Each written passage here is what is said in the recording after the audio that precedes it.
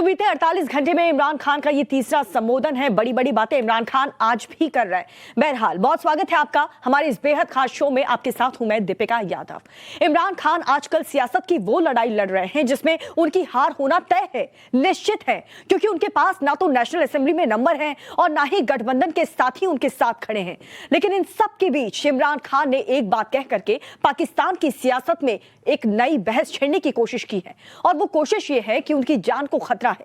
हालांकि उनके विरोधी इसे सिर्फ और सिर्फ एक सियासी स्टंट बता रहे हैं, लेकिन खुद इमरान और उनकी पार्टी के लोग चीख चीख कर, चिल्ला चिल्ला कर कह रहे हैं कि कुर्सी की लड़ाई में बात जान पर आ गई है। एक रिपोर्ट आपको दिखाते हैं।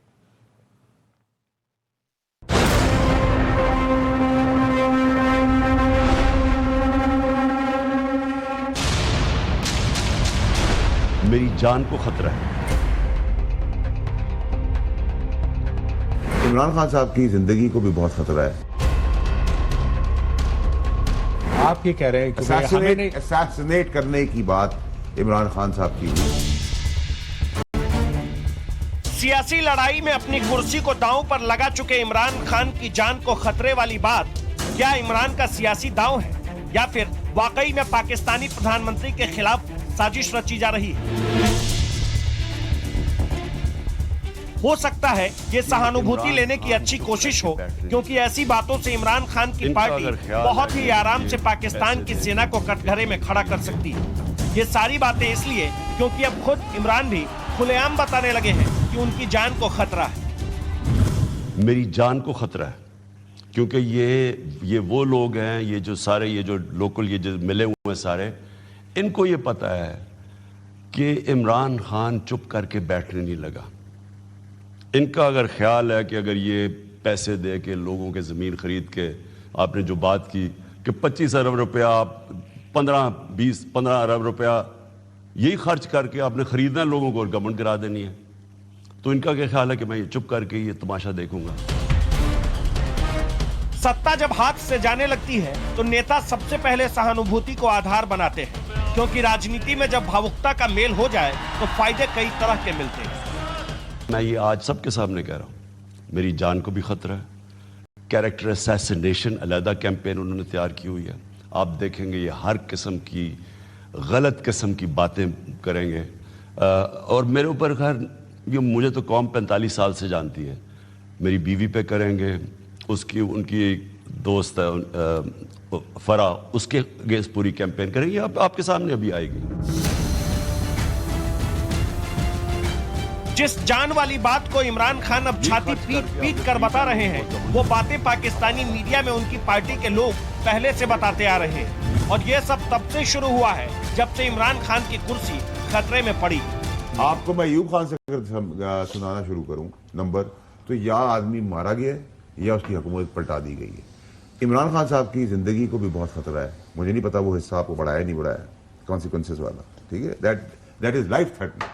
आप ये कह रहे हैं कि असैसिनेट करने की बात इमरान खान साहब की हुई। या आप एक बड़ी खबर और दे रहे हैं। आप ये कह रहे हैं कि इस खत में इमरान खान वजीर आजम पाकिस्तान को कत्ल करने की बात भी की गई है। असैसिनेट होने का कोई कत्ल, प्राइम मिनिस्टर को जब इस बार भी वो तकरीर कर रहे थे तो उनको 100 दफा कहा गया कि इसके आगे बुलेट प्रूफ ग्लास लगाने दें हमें, और prime minister as always and as usual उन्होंने कहा जिस दिन मेरी अल्लाह लिखी है मेरी आ जाएगी, इसकी फिक्र मत करो। जिस जान की खतरे वाली बात को इमरान खान की पार्टी के लोग हवा दे रहे हैं, माहौल बनाने की कोशिश कर रहे हैं, असल में उसे लेकर पाकिस्तानी मीडिया में भी काफी बातें हो रही हैं। टीवी डिबेट में इस पर चर्चा जारी है कि इमरान खान को निशाने पर कौन लेने की कोशिश कर रहा है, और इन बातों की शुरुआत हुई कहां से। आप ये कह रहे हैं कि इसमें बराह रास्त लिखा है या इम्प्लाइड है कि नो वोट ऑफ कॉन्फिडेंस के साथ साथ इमरान खान को अल्लाह ना करे उसको जिंदगी दे, उसकी जान को भी खतरा है। असैसिनेट करने का भी है चीजें, और इस मरासले में वो लिखा, इस मरासले से कनेक्टेड है। ये एक मरासला तो नहीं है ना, या बड़ी बात कर रहे हैं। मैं वही बात कर रहा हूं जो मुझे पता है, and we are concerned and worried about our leader. और प्राइम मिनिस्टर साहब को पता है इस चीज? ऑफ कोर्स पाकिस्तान उन्होंने अगर आपसे शेयर किया तो उनको पहले उनसे शेयर हुआ होगा। सो आप ये कह रहे हैं कि हर हद तक इसकी धमकी दी गई है। इस देखिए काशी साहब, अच्छा, असैसिनेशन का प्रॉब्लम क्या है? एक सेकंड, असैसिनेट करने का लफ्ज इस्तेमाल हुआ। ऑफ कोर्स देखिए ना, हमारे पास सिर्फ एक लफ्ज की तो नहीं, हमारे पास और बहुत सारी एजेंसी जो हमें बताती है। इमरान खान को मारने की साजिश रचाई जा रही है। किस चिट्ठी में इमरान को धमकी मिली, किसने चिट्ठी लिखी, कब ये चिट्ठी इमरान को मिली, चिट्ठी में ऐसा लिखा क्या है, ये सब कोई जानता ही नहीं है। किसी को ये मालूम ही नहीं कि इस सब के पीछे है कौन। लेकिन राजनीतिक लड़ाई के बीच इमरान खान ने इस मुद्दे को उठाकर सहानुभूति लेने की अच्छी कोशिश की। हुकूमत ने वजीर आजम के खिलाफ आलमी साजिश से मुताल्लिक खत मंजर आम पर लाने का फैसला कर लिया। असद उमर कहते हैं इमरान खान की जान को खतरा है। धमकी आमेज खत के मरकजी किरदार नवाज शरीफ हैं। मेरे ख्याल में एक वजीर आजम को धमकी दी गई है खत के जरिए, और इससे पहले भी 2 वजीर आजम को वज़रा आजम को धमकियाँ मिली। खान लियाकत अली खान को धमकी मिली, शहीद जुल्फ़िकार अली भुट्टो को धमकी मिली। उनके मर्तबे, उनके कद, उनकी इज्जत, उनका एहतराम वो अपनी जगह पर है। लेकिन ये जो खत मिला है, ये कद और एहतराम और मर्तबे को नहीं मिला। ये खत वजीर आजम पाकिस्तान को धमकी की सूरत में मिला है। जो पिछले 2 वज़रा आजम हैं वो दोनों शहीद कर दिए गए। जो भी रास्ता निपटाया शहीद कर दिए गए। इतना ही नहीं, इमरान खान की पार्टी के लोग इस बात को ऐसे हवा दे रहे हैं जिससे पाकिस्तान की सियासत में एक नई बहस शुरू हो जाए, लेकिन ऐसा हो नहीं रहा है। दूसरा सच ये है कि इमरान खान के लिए कुर्सी बचाना बहुत मुश्किल है, क्योंकि ना तो उनकी पार्टी के सांसद उनके साथ हैं, ना तो आंकड़ों के लिहाज से वो कुर्सी पर बैठे रह सकते हैं। ऐसे में इमोशनल ड्रामा ही इमरान खान के लिए एकमात्र रास्ता बचता है, जिसे काफी हो हल्ले के साथ जिसे अंजाम तक पहुंचाने की कोशिश हो रही है। Bureau report, times now Navbharat. तो हमारी इस रिपोर्ट को देखकर के आप समझ गए होंगे कि इमरान खान चौतरफा घिरे हुए हैं, हर तरफ से घिरे हुए हैं, कोई विकल्प है नहीं इमरान के पास। विपक्ष उन्हें कुर्सी से उतार करके फेंकने के लिए आमादा है, तो पाकिस्तानी आर्मी ने इमरान के नाक में दम कर दिया है। और ऐसा वैसा दम नहीं, बल्कि इमरान कुछ भी बोलते हैं, आर्मी अपने अंदाज में, अपने स्टाइल में उसे जवाब देती है। जिस अमेरिका को अपनी सरकार के लिए इमरान खतरनाक बता चुके हैं, उसी अमेरिका से गले मिलने के लिए पाकिस्तानी आर्मी हर दिन काफी ज्यादा बेताब हो रही है। इस रस्साकसी में पूरी कहानी इमरान बनाम बाजवा में बदल चुकी है, और इस खबर को लेकर के भी हमारी टीम ने एक डिटेल रिपोर्ट तैयार की है। वो रिपोर्ट भी आप जरूर देखिए।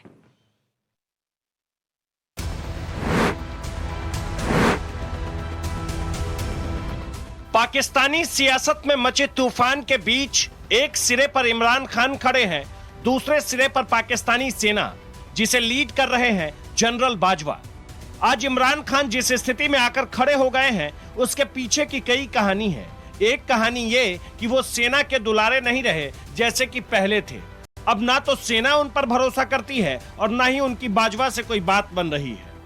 इसी बीच पाकिस्तानी आर्मी के चीफ जनरल बाजवा ने इमरान खान को घेरने के लिए अब नए तरीके की बातें शुरू कर दी है। अमेरिका से पाकिस्तान के कैसे रिश्ते हैं वो ये बता रहे हैं। Pakistan does not believe in camp politics, and our bilateral relationship with our partners are not at the expense of our relationship with other countries. Pakistan enjoys a close strategic relationship with China, demonstrated by our commitment towards Pakistan-China Economic Corridor or CPEC. Equally, we share a long history of excellent and strategic relationship with the United States, which remains our largest export market. We seek to broaden and expand our ties with both countries without impacting our relations with the other. Similarly, European Union, United Kingdom, Gulf, Southeast Asia and Japan are also vital for our national development and progress. Bajwa की कहानी अलग है, इमरान की अलग। बाजवा को America से प्यार है, लेकिन इमरान के दिल में अमेरिका के लिए प्यार जैसा कुछ बचा नहीं है। तभी तो 2 दिन पहले इमरान खान ने किस तरह से अमेरिका के नाम का जिक्र किया, और इसे लेकर पाकिस्तान से अमेरिका तक चर्चा भी हुई। 8 मार्च को या उससे पहले 7 मार्च को हमें एक अमेरिका ने एक बाहर से मुल्क ने, मैं नाम मतलब मेरा कि किसी और बाहर से मुल्क से हमें मैसेज आती है, और मैं इसलिए आपके सामने ये मैसेज की बात करना चाहता हूँ, और मैं इसलिए लाइव भी कर रहा हूँ कि ये एक किसी आज़ाद मुल्क के लिए जिस तरह की हमें मैसेज आई है, ये है तो प्राइम मिनिस्टर के खिलाफ ही सिर्फ, लेकिन ये हमारी कौम के खिलाफ है। तो सुन लिया ना, बाजवा और इमरान के बीच की असल कहानी अब खुलकर सामने आ गई है। इमरान जिस दिशा की बात कर रहे हैं, बाजवा ठीक उसके उलट बात कर रहा है। हालांकि इमरान खान ने अमेरिका के नाम का जिक्र करके ये साफ कर दिया कि वो मजलूम है, उनकी कुर्सी के पाये को बाहरी ताकत काट रही है और उस बाहरी ताकत में अमेरिका का नाम भी शामिल है। ये पाकिस्तान की गवर्नमेंट के खिलाफ नहीं है, वो सिर्फ इमरान खान के लिए। वो ये कहते हैं कि हमें, और एक बहाना मारते हैं कि हमें क्यों गुस्सा पाकिस्तान पे, लेकिन कहते हैं कि वो गुस्सा तब बिल्कुल ठीक हो जाएगा, हम माफ़ कर देंगे पाकिस्तान को अगर इमरान खान ये अदम एतमाद की ये हार जाता है। यानी अगर इमरान खान चला जाता है तो पाकिस्तान को माफ़ कर दे। अब जरा इसे विस्तार से समझिए कि अमेरिका के बहाने पाकिस्तानी आर्मी और इमरान खान में विवाद क्यों बढ़ता जा रहा है। तो इसके पीछे की वजह यह है कि इमरान खान के अमेरिका से लगातार दूरी बनाने से पाकिस्तान की सेना बहुत नाराज है। इमरान लगातार अमेरिका से दूरी बना रहे थे। पाकिस्तानी आर्मी हथियार के लिए अमेरिका पर निर्भर है, जबकि कई तरह के हथियार पाकिस्तान को अमेरिका से ही मिलते हैं। पाक आर्मी के बड़े अफसर भी अमेरिका से प्रभावित हैं। इसीलिए इमरान के कामकाज ने अमेरिका और आर्मी दोनों को नाराज कर दिया। अमेरिका को लेकर पाकिस्तानी सियासत में मचे तूफान का आलम यह है कि पाकिस्तान में सोशल मीडिया पर भी इसके खूब मजे लिए जा रहे हैं। उन्होंने अमेरिका का नाम नहीं लिया, लेकिन मैं आपको लेकर बता रहा हूं, क्योंकि इमरान खान साहब अपने खिताब में गलती से, भारत आप खुद समझदार हैं, गलती से इमरान खान साहब ने अमेरिका का नाम ले लिया अपने खिताब में। जानबूझकर नहीं लिया, गलती से लिया है। लेकिन अब सबको पता है कि अमेरिका है इस सारी साजिश के पीछे, लेकिन गलती से नाम लिया है। मैं आपको फिर बता रहा हूं। वैसे इमरान खान का अमेरिका के प्रति ऐसी बयानबाजी नई नहीं है। वो लगातार अमेरिका को निशाने पर रखते रहे हैं। इसके साथ ही अफगानिस्तान संकट में अमेरिका का प्रस्ताव भी उन्होंने ठुकराया। अमेरिका से सीधे टकराव वाले मुद्दों पर चीन का साथ दिया। यूक्रेन हमले के दिन रूस के दौरे पर पहुंच गए। असल में इमरान खान अपनी सत्ता के लिए आखिरी लड़ाई लड़ रहे हैं और इसीलिए विक्टिम कार्ड भी फेंक रहे हैं। बाहरी मुल्क की बात कहकर अमेरिका को निशाने पर ले रहे हैं ताकि पाकिस्तान में उनके लिए सहानुभूति की लहर पैदा हो, लेकिन ये सब दूर की कौड़ी लग रही है। Bureau report, times now Navbharat. और चलिए बात कर लेते हैं इमरान खान के इंडिया प्रेम की। जब से इमरान खान को यह पता चला है कि उनकी कुर्सी खतरे में है, उसके बाद उनका भारत के लिए जो प्यार है वो अचानक से उमड़ पड़ा है और उनके रुख भी बदल गए हैं, सुर भी बदल गए हैं। कभी सेना की तारीफ कर रहे हैं तो कभी विदेश नीति की तारीफ कर रहे हैं। हालात तो ये हो गए कि पिछले कुछ दिनों से इमरान जितनी बार भी सार्वजनिक मंच से बोलने आए हैं, हर बार उन्होंने भारत का ही नाम लिया है और किसी ना किसी बात पर भारत की तारीफ भी की है। और यहां तक कि इमरान खान को अब यह भी पता चल चुका है कि पाकिस्तान के मुकाबले भारत की हैसियत बहुत ज्यादा है।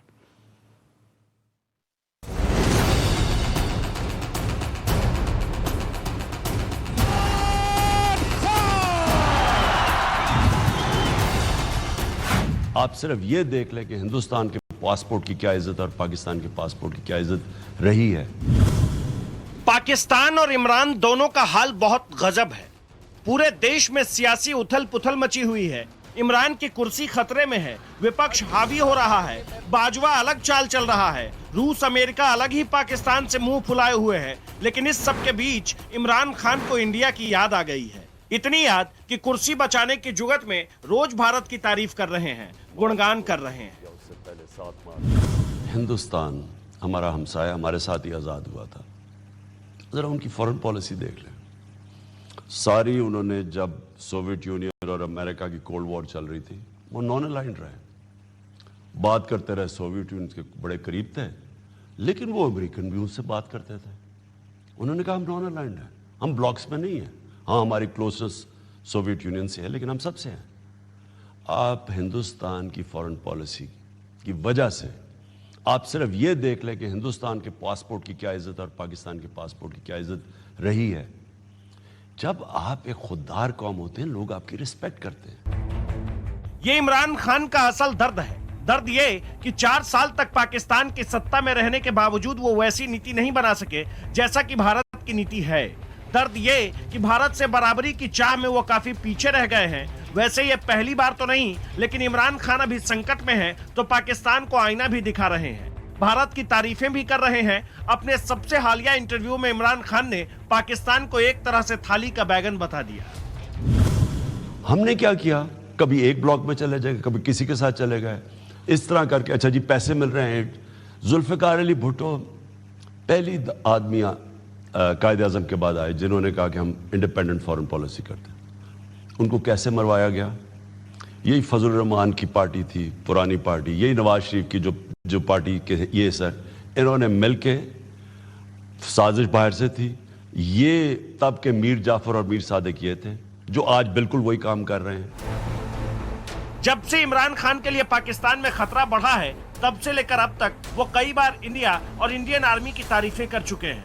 भारत की विदेश नीति के बारे में इमरान अब तक 3 बार बोल चुके हैं। इसके साथ ही मुंह में राम बगल में छुरी वाले खान साहब को भारतीय सेना बहुत अच्छी लग रही है। कुछ दिन पहले की तो बात है जब खुलेआम सार्वजनिक मंच से पाकिस्तान के कप्तान तारीफें कर रहे थे, कह रहे थे कि भारतीय सेना ना तो भ्रष्ट है, ना ही सरकार के मामलों में हस्तक्षेप करती है, और नीतियों का तो कहना ही क्या।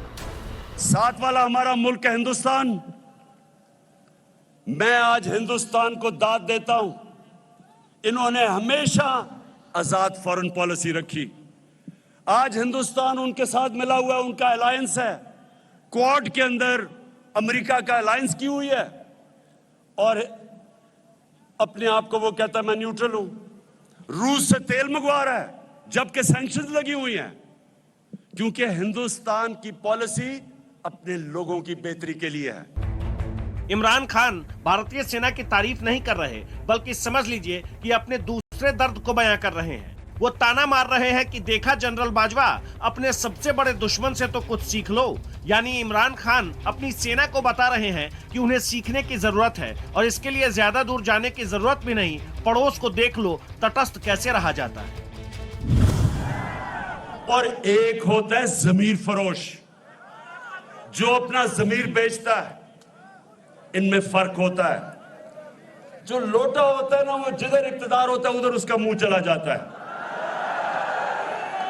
लेकिन जो जमीर फरोश होता है वो पैसे लेके अपना सौदा करता है, अपने मुल्क का सौदा करता है, अपनी जमहूरियत का सौदा करता है, अपने दीन का सौदा करता है।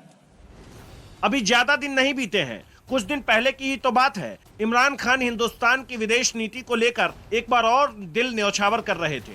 समझ लीजिए खून के आंसू रो रहे थे कि देखो हमारा दुश्मन कैसे बाजी मार रहा है, हम सिवाय मुंह देखने के कुछ कर ही नहीं पा रहे। हमारे सामने भी अब 2 रास्ते आ गए हैं। एक तरफ पाकिस्तान के बड़े बड़े नामवर डाकू वो सब इकट्ठे हो गए हैं, दूसरी तरफ वो लोग हैं जिन्होंने 25 साल इन डाकुओं के खिलाफ जद्दोजहद की है।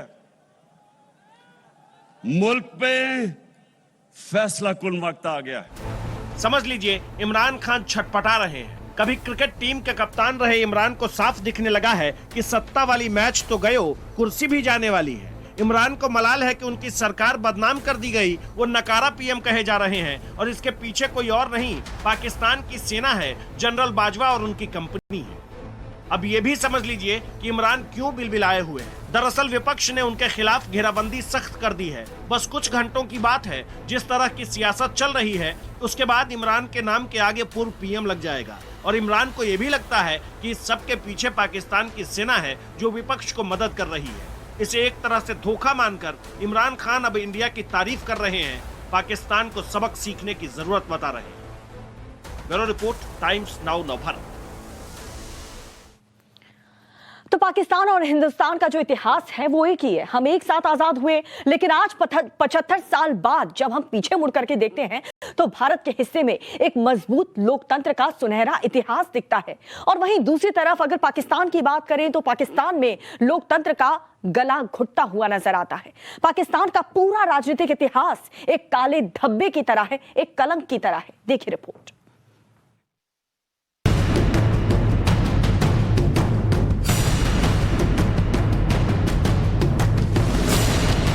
पाकिस्तान में लोकतंत्र की उम्र हमेशा से फौजी जनरलों की सनक से ही लंबी और छोटी होती रही। हालात यह है कि पाकिस्तान की आजादी के 75 साल बाद एक भी ऐसा प्रधानमंत्री नहीं हुआ जिसने 5 साल का कार्यकाल पूरा किया हो।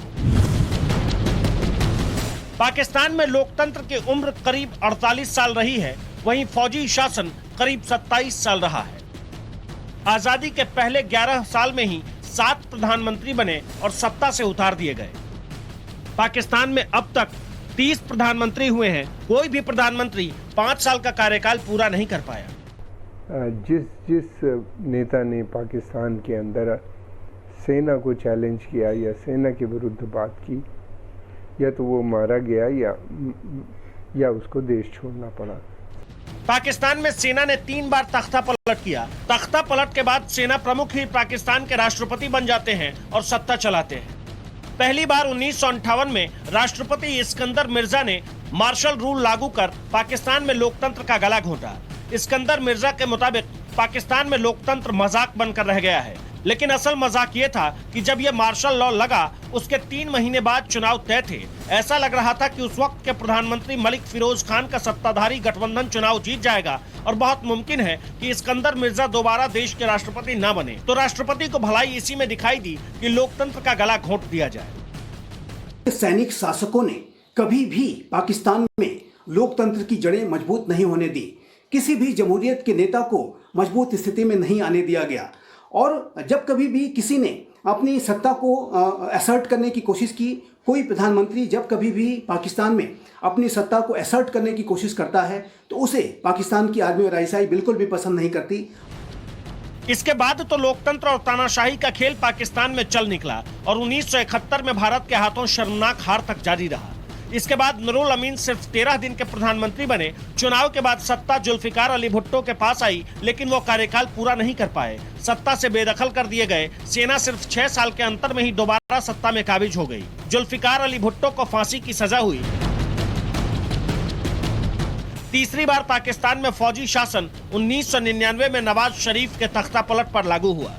परवेज मुशर्रफ 2008 तक सत्ता में बने रहे, यानी पाकिस्तान में लोकतंत्र सेना के रहम पर रही। सेना ने जब चाहा लोकतंत्र की गर्दन मरोड़ दी। आर्मी और आईएसआई ने पाकिस्तान की सोसाइटी को अपने ऊपर पूरी तरीके से डिपेंडेंट बना लिया है। पाकिस्तान में डेमोक्रेसी की जड़ें, जमहूरियत की जड़ें कभी भी मजबूत नहीं होने दी गई।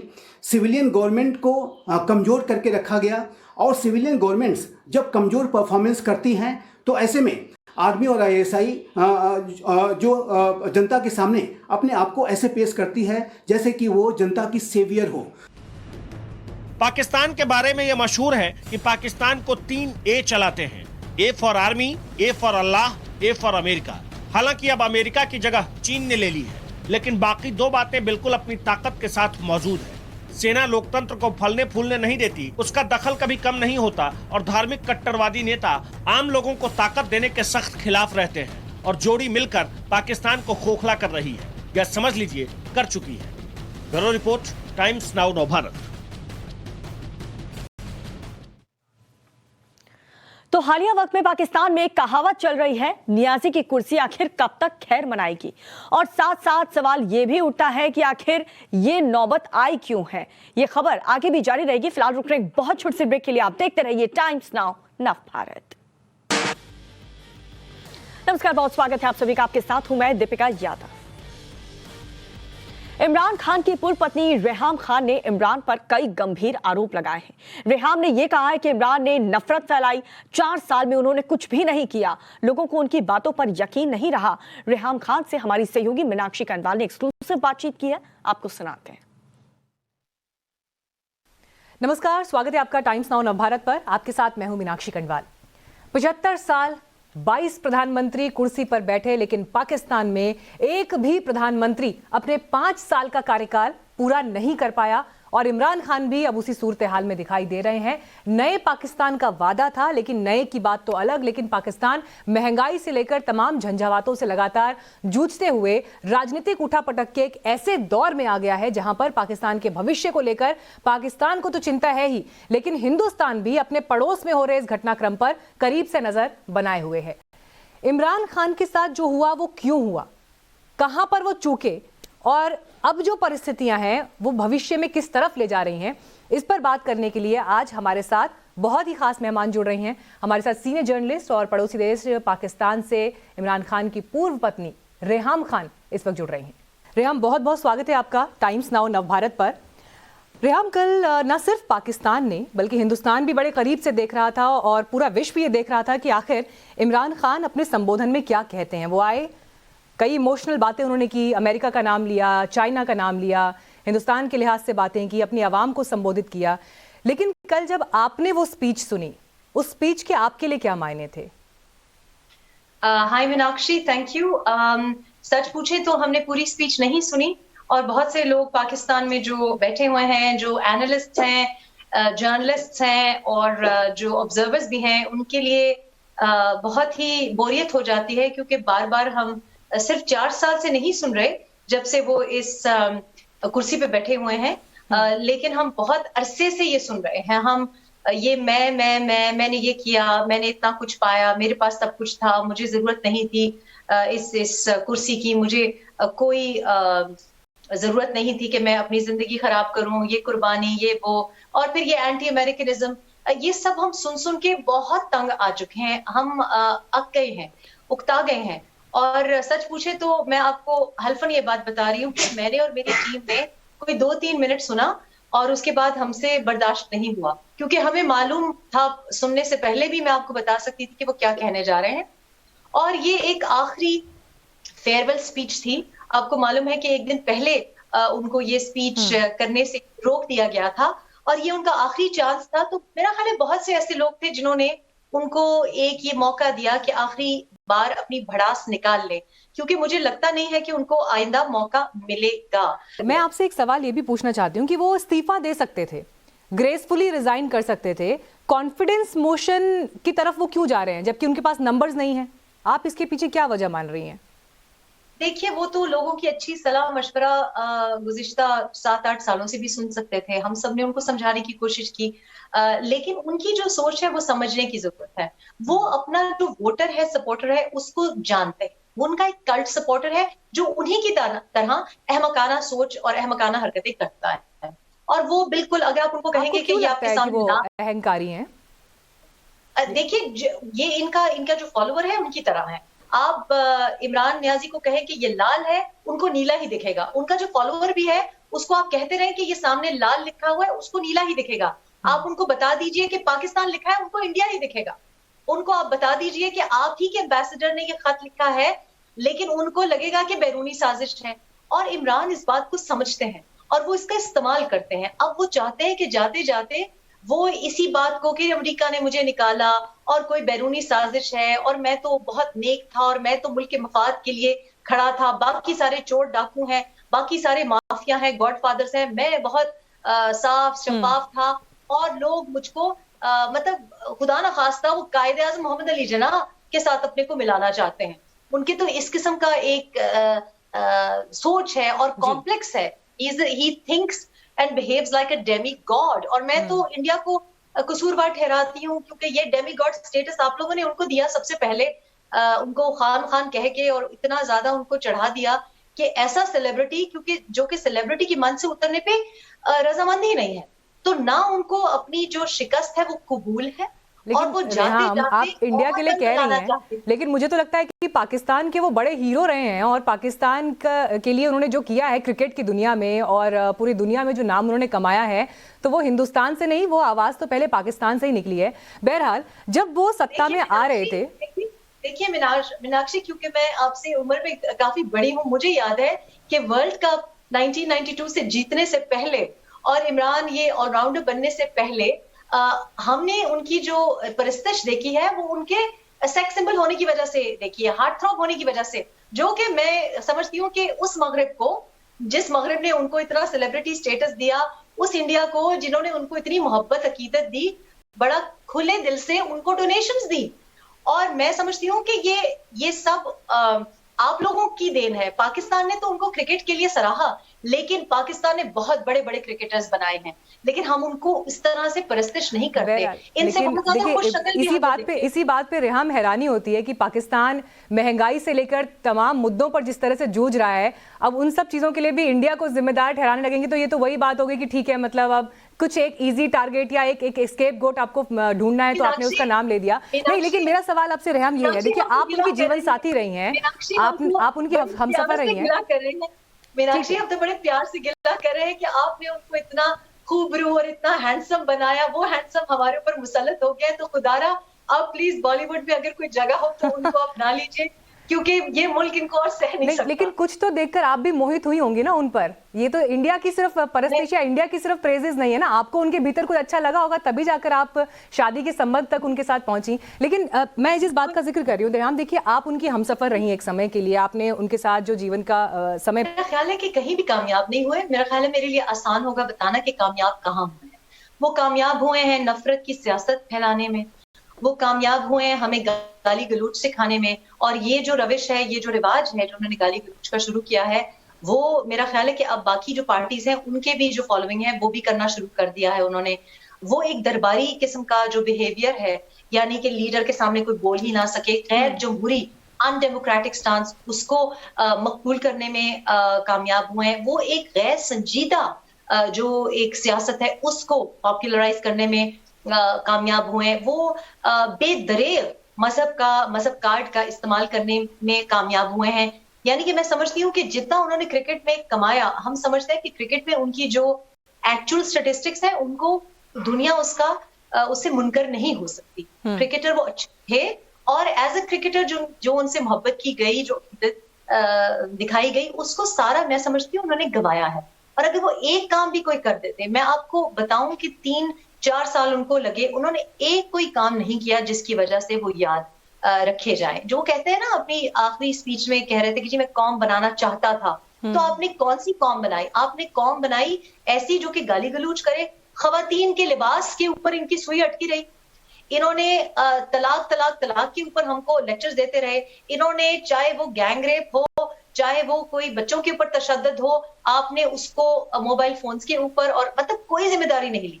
आपका काम ये नहीं था। आपका काम ये था कि आप डॉलर जो 182 प्लस चला गया है उसको ना जाने देते। आपका काम था कि महंगाई ना बढ़ाते। आपका काम था कि खवातीन और बच्चों की आपने एक जो बात आपने की, मैं इस पे थोड़ा सा और फोकस करना चाहती हूँ। आपने खवातीनों के लिए जो वहाँ पर महिलाएं हैं उनके क्या किस तरह का उनके वस्त्र होंगे, कैसे वो कपड़े पहनावा जो उनका होगा, उस पर आपने एक टिप्पणी की, और बच्चों के लिए एक टिप्पणी आपने इमरान खान के लिहाज से की। मैं ये समझना चाहती हूँ, इमरान खान जैसी शख्सियत जिसने पूरी दुनिया में ट्रैवल किया है, लंदन को तो वो अपना दूसरा घर बताते हैं, पूरा एक वेस्टर्नाइज्ड कल्चर देखा है, जब वो खुद सत्ता में पहुंचे तो वो भी उन्हीं चीजों में झुक गए या वहीं चले गए जो उससे पहले होता हुआ आ रहा था, जबकि लगा था कि उनके आने से कुछ खुलापन सोसाइटी में आएगा या और विजनरी नजरिए से वो चीजों को देखेंगे। ऐसा क्यों हुआ? इसमें आप इमरान खान की क्या मजबूरी मानती हैं या कहां पर कमी छूट गई? देखिए, आपने मुझसे पूछा कि आप क्यों इम्प्रेस हुई, तो एक तो मैं पश्तून हूँ, हम बड़े मासूम किस्म के लोग होते हैं, तो हम लोगों की बातों में आ जाते हैं। एक गलती मुझको माफ होनी चाहिए उस बिना पे। लेकिन दूसरी बात जो है कि मैं वाकई समझती हूँ कि बहुत अच्छी एक्टिंग करते हैं। मैं वाकई समझती हूँ कि उनका बॉलीवुड बल्कि हॉलीवुड में ऑस्कर विनिंग उनकी जो है करियर है। वो प्राइम मिनिस्टर तो नहीं बन सके, लेकिन वो इतनी मजेदार तरीके से एक्टिंग करते हैं, आपको यकीन हो चलता है कि ये जो कह रहे हैं सच है, और ऐसा बिल्कुल नहीं।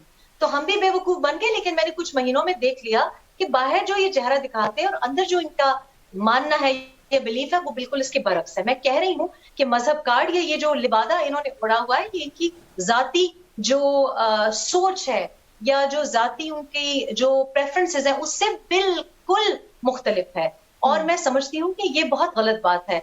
हर एक को हक है कि वो क्या पहनावा रखे, क्या फेथ फॉलो करे।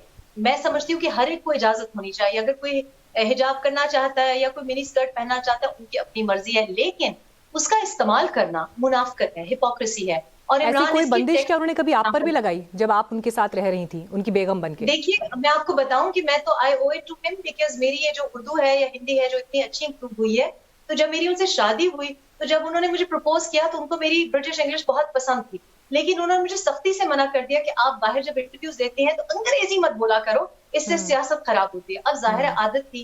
खैर, उनकी मेहरबानी है कि मैंने उनके बात, क्योंकि बार बार वो ऐसी बात करते थे, लेकिन ये जो सारा उनका एक बाहर का जो दिखावा है, मुझे उनकी जिंदगी में या उनके जो शख्सियत है उसमें ये बहरूपियापन बहुत दिखाई दिया। लेकिन मैं ये आपको कह सकती हूँ कि मेरे साथ अगर इमरान होते तो वो कभी इस तरह से प्राइम मिनिस्टर चोर रास्ते से ना बनते, मैं बनने ही ना देती, क्योंकि मुझे ये बातें पसंद ही नहीं है। जिस तरीके की उनकी जबान है, जिस तरीके की उन्होंने कॉम्प्रोमाइजेस किए हैं, ये इसी पार्टनर के साथ मुमकिन। मेरे साथ वो होते तो वो प्राइम मिनिस्टर ना बनते, और अल्हम्दुलिल्लाह कि मैं उनके साथ नहीं हूं, क्योंकि आज जिस तरह से लोग झोलियां उठा उठा के उनको बददुआएं दे रहे हैं, आप पाकिस्तान में आके देखें 4 साल पहले और 4 साल अब की जो सिचुएशन है, आप देखिए कि 12-12 घंटे बिजली नहीं है, गैस हम अफोर्ड नहीं कर रहे, LNG का अलहदा स्कैंडल चल रहा है, महंगाई का आलम देखिए, और डॉलर की, रुपए की कदर में जितना ये पस्ती आई है, ये इन्होंने बहुत जुल्म किया है। मेरे साथ तो जो हुआ सो हुआ। मैं समझती हूँ कि बहुत सी माओं की, बहुत सी बहनों की, बहुत सी घरों में से इनके लिए बद्दुआ निकली है, क्योंकि आप जुल्म करके, वो कह रहे हैं कि विदेशी ताकतों का हाथ है इसमें, विदेशी ताकतों का हाथ है। इसका क्या मतलब है? विदेशी फंडिंग है, सीक्रेट लेटर का जिक्र हो रहा था, वो कह रहे थे कि अमेरिका की तरफ से भी जो है इन्वॉल्वमेंट है। इन सब बातों का कोई मतलब है आपके लिए?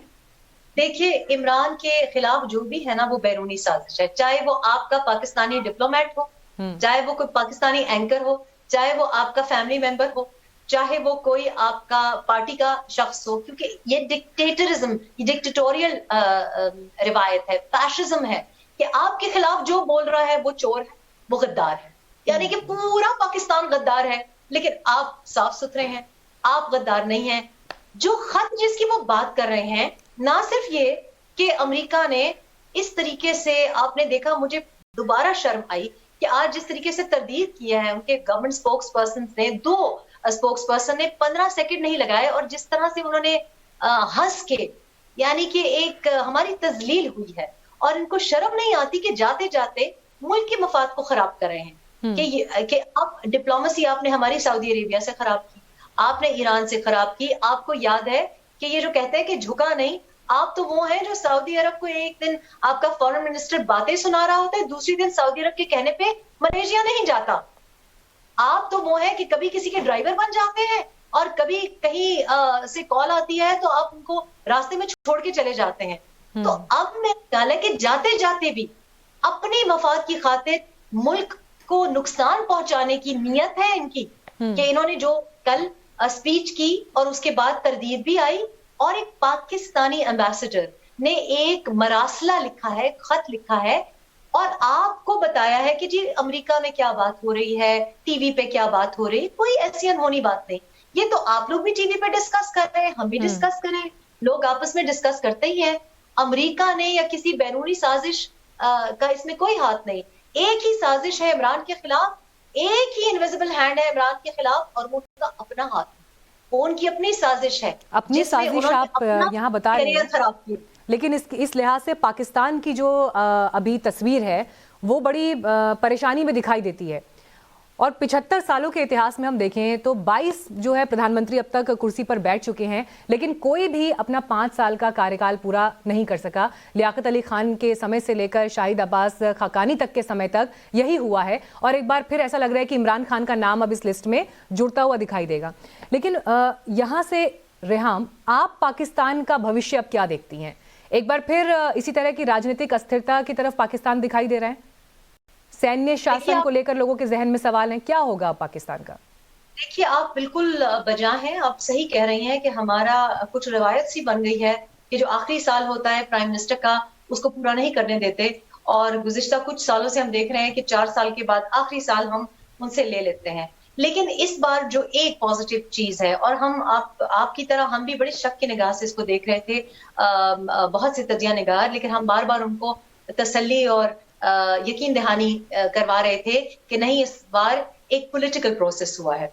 मैं समझती हूँ कि 74 साल में ये पहली बार होगा इंशाल्लाह 3 तारीख को कि ये जो नो कॉन्फिडेंस मोशन कामयाब होने जा रहा है, उसमें वाकई जो अंपायर है वो न्यूट्रल है, और उसकी बड़ी एक प्रूफ ये है कि जो हमने देखा है ऑपोजिशन की जो जमातें हैं, माजी में भी हमने देखा कि उनको इकट्ठा किया गया, लेकिन इस बार उन्होंने खुद जो पावर शेयरिंग की है।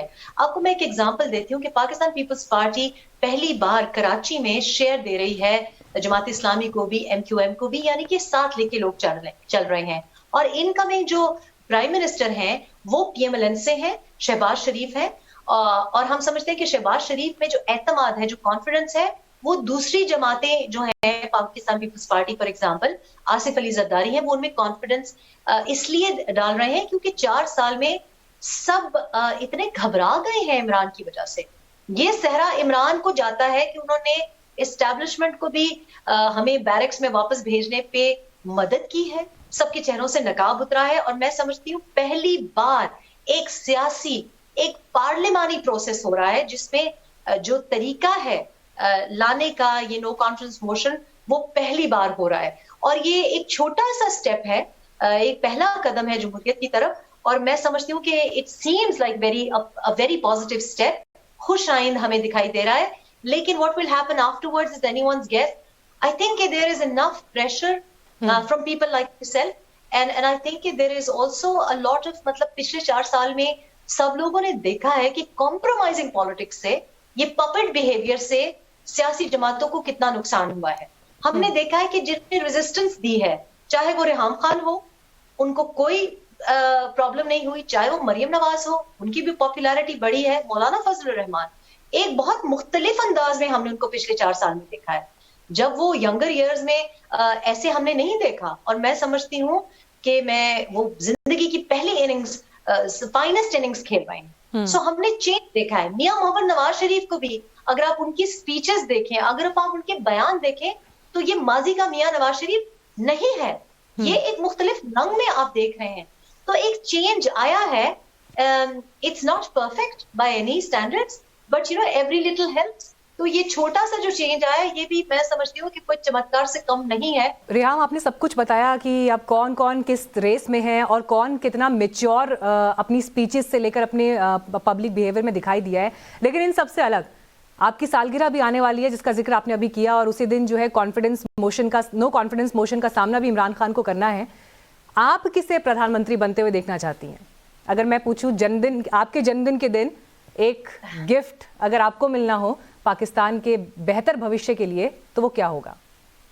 देखिए, मेरा ख्याल है कि इमरान से हमें जो एतराज़ात थे कि वो जमहूरी नहीं है, कि वो डिक्टेटोरियल हैं, तो मेरा ख्याल है कि मैं किसको देखना चाहती हूँ इज इमटीरियल, इररेलेवेंट।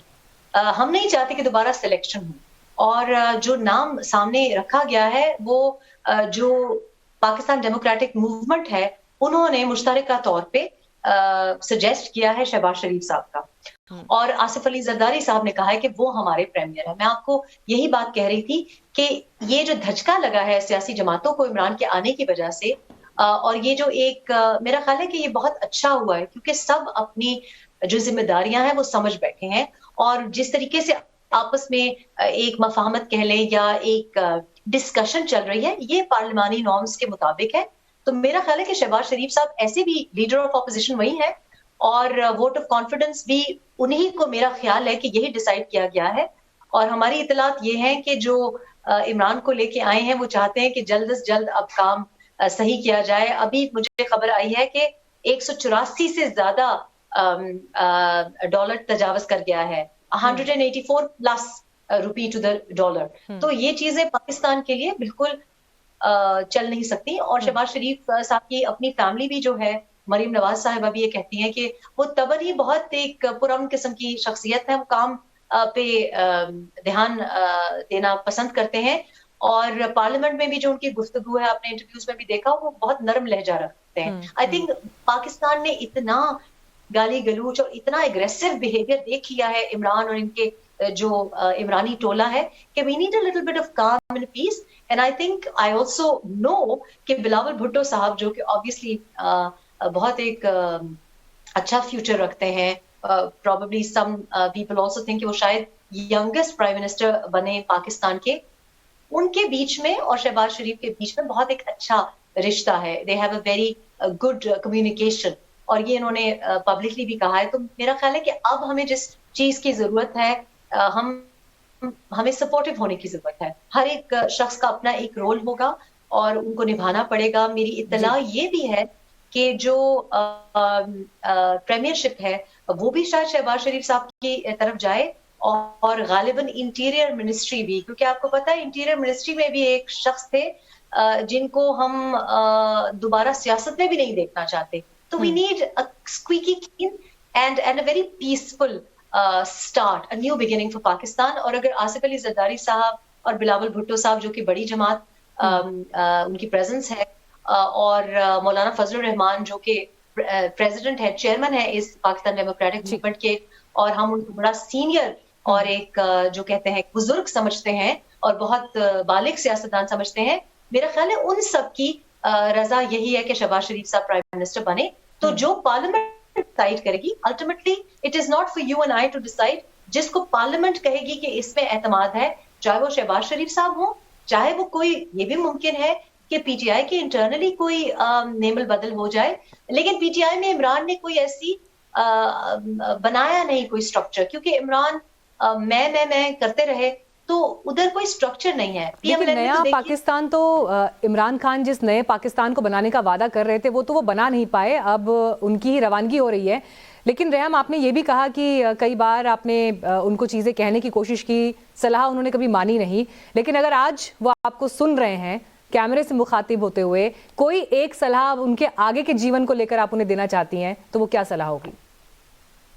देखिए, मैं समझती हूँ कि जो इंसान अपनी जिंदगी में अपनी जाती जिम्मेदारियां नहीं संभाल सकता, वो कौम की, मुल्क की जिम्मेदारी नहीं संभाल सकता। तो मैं बड़ी नेकनियती से, सदके दिल से उनको ये बता रही हूँ, क्योंकि मेरी जिंदगी का जो सबसे बड़ा और कुल असासा है वो मेरी औलाद है, मेरी फैमिली है। आई थिंक कि इमरान के बच्चों ने बहुत ज्यादा सफर किया है, और आई थिंक कि वो अगर अपने बच्चों की जिम्मेदारी बेहतरीन तरीके से उठा लेते, तो बुजुर्गी में, बुढ़ी उम्र में यही आपकी एक सपोर्ट होती है।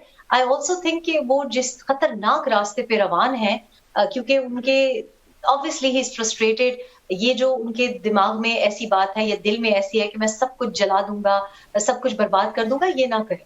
इस मुल्क ने, इस पूरे खित्ते ने उनको बहुत मोहब्बत, उनको बहुत अकीदत और बहुत बर्दाश्त किया है। तो मेरा ख्याल है कि संजीदगी से, I think he needs to stop this juvenile behaviour. जरा थोड़ी सी अपनी उम्र का ख्याल करें।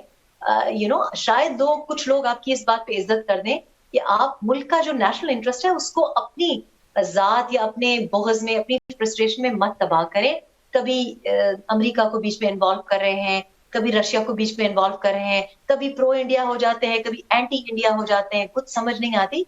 तो I think he needs to behave finally in a mature way. ये उनके लिए भी अच्छा होगा और सर्टनली मुल्क के लिए भी अच्छा होगा। ऑलरेडी आई फेयर कि उनके बहुत ज्यादा सवाल जवाब होने जा रहे हैं, क्योंकि आपको मालूम है कि जब तक इंसान पावर में होता है तो सब कुछ अच्छा होता है, लेकिन चढ़ते सूरज को सलाम करने वाले बहुत होते हैं। आप देखेंगे कि लोग कैसे उनसे नजरें फेरेंगे।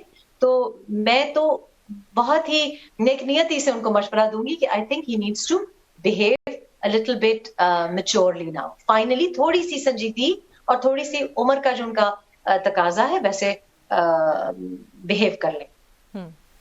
आई एम श्योर कि वो आपकी कम से कम इस सलाह को अब थोड़ा ख्याल से सुन लें, और आपने बड़ी खूबसूरती से तमाम ये बातें जो हैं वो एक्सप्लेन भी यहाँ पर की हैं। बहुत धन्यवाद रेहम खान आपका हमारे साथ जुड़ने के लिए, और आपको जन्मदिन की अग्रिम शुभकामनाएं हमारी तरफ से। Thank you so much. Stay blessed. Thank you.